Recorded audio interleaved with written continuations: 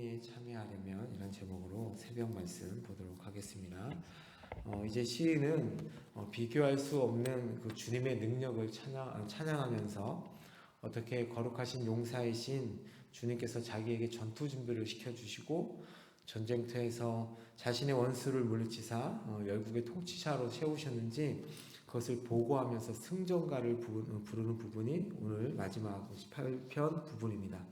오늘 30절을 보시면 하나님 앞에 하나님이란 단어에 보시면 그 앞에 원래는 히브리 원에 정관사 더가 붙어 있습니다. 그래서 그 하나님이란 단어입니다. 그 얘기는 한 분밖에 계시지 않는 가장 뛰어나신, 가장 빼어나신, 진실하신 하나님이 내 하나님이다 라는 표현을 하고 있습니다. 그 말씀은 뭐냐면 신들 중에서 가장 탁월하신 하나님이시며 그와 견줄 자가 이 세상엔 아무도 없다라는 고백으로 시작합니다. 그 비교 불가능한 완전한 하나님의 도와 하나님의 말씀이 우리의 완전한 구원이 되어 방패가 된다라고 오늘 30절에 고백을 합니다. 시인은 그러면서 뭐라고 얘기하냐면 우리 하나님 외에 누가 참 하나님인가 라고 질문을 던집니다. 이 질문은 여호와 하나님만이 유일하신 신이시다라는 신앙 고백과 같습니다. 또 유일하시고 반석이신 그 하나님이 힘으로 자신을 꽉 묶으시고 자신의 길을 완전하게 하셨다라고 고백합니다. 주님께서 왕에게 전쟁의 승리를 위해 강한 팔과 발과 그리고 높은 전략을 선물로 주셨다고 31절 2절에 말씀합니다. 하나님이 내게 힘으로 띠띠우셨다라는 것은 나를 강하게 하셨다는 의미이고요. 용사이신 주님께서 시인의 띠를 띄워 주셨다는 것이죠. 전쟁에 필요한 힘과 에너지를 누가 주시냐면 하나님께서 주신다라고 고백합니다. 33절에 보시면 발을 암사슴 같게 하신다라는 것은 전쟁에서 민첩하고 빠른 발을 주셨다라는 의미입니다. 또 높은 곳에 서듯이 왕은 자신이 전투에서 고지를 점령하고 있다라고 고백합니다. 34절에는 그 힘과 민첩함뿐만 아니라 싸우는 법까지 주셨다라고 얘기합니다. 주님께서 왕의 손을 단련시켜서 잘 싸우게 하시죠. 또 활을 당기게 하셨다는 것은 자신이 믿을 수 없는 힘이 자신에게 주어졌다라는 얘기입니다. 또한 주님은 왕에게 공격하는 법을 가르쳐 주실 뿐만 아니라 또한 방어하는 법까지 가르쳐 주셨다.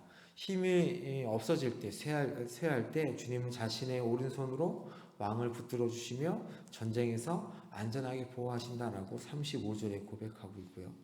36절은 하나님은 시인의 발걸음을 넓게 하시고 실족하지 않게 하셨으니 이는 드넓은 영토를 거침없이 자신이 돌아다닌다라고 고백합니다.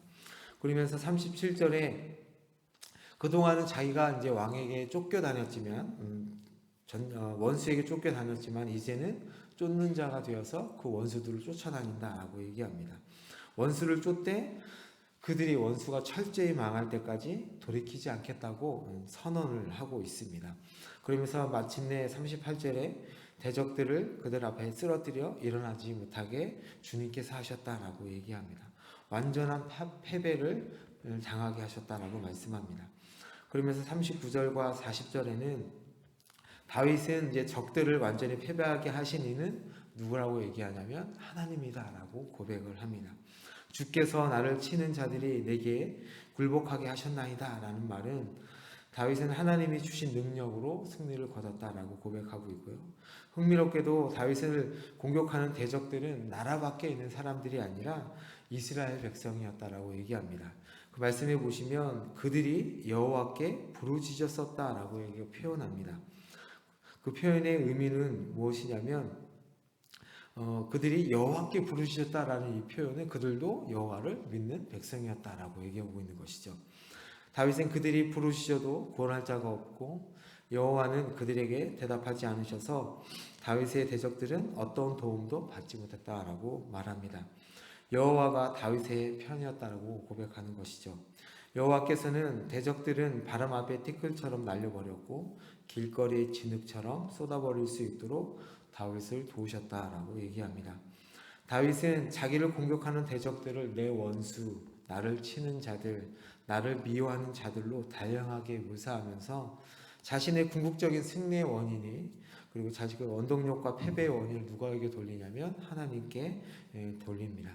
그러면서 43절을 보시면 주께서 나를 백성의 다툼에서 나를 구원하시고 여러 민족의 으뜸으로 삼으셔서 나를 알지 못하는 백성까지 나를 섬길 것입니다 라고 얘기합니다.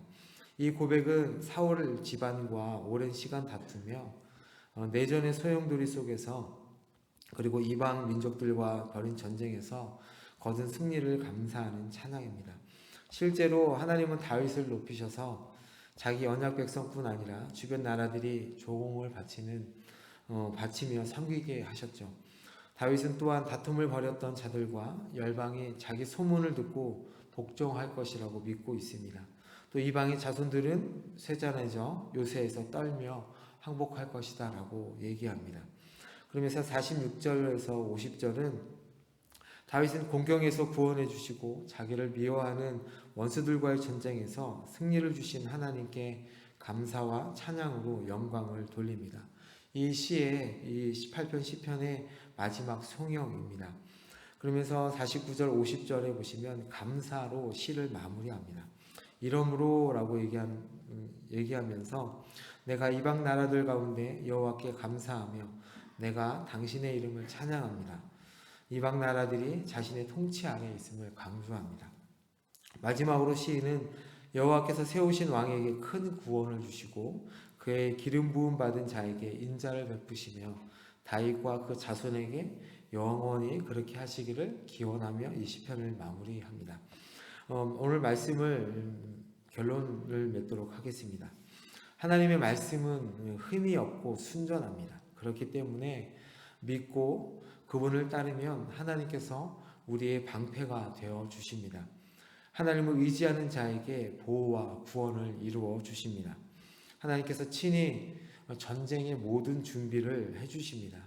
우리의 피할 바위가 되시고 주의 힘으로 내게 띠를 띄우시고 앞길의 장애물을 제거하시고 나의 발을 날렵하게 하시고 또 활을 당길 만한 큰 힘도 하나님께서 주십니다.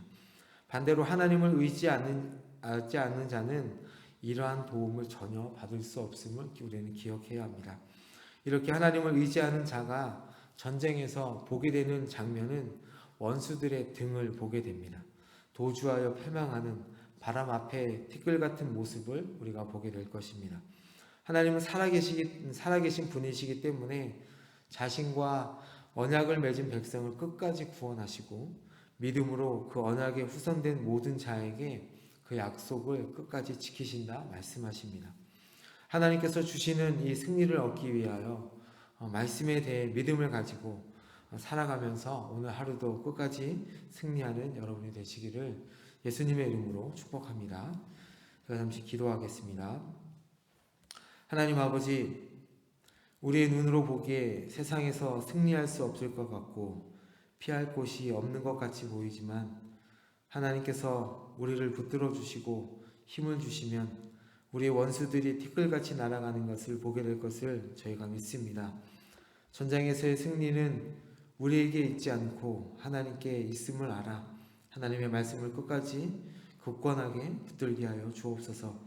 그 말씀이 승리하게 하실 것을 믿고 오늘 하루도 저희들이 살아가게 하여 주옵소서. 예수님의 이름으로 기도합니다. 아멘. 기도하시고 돌아가시겠습니다.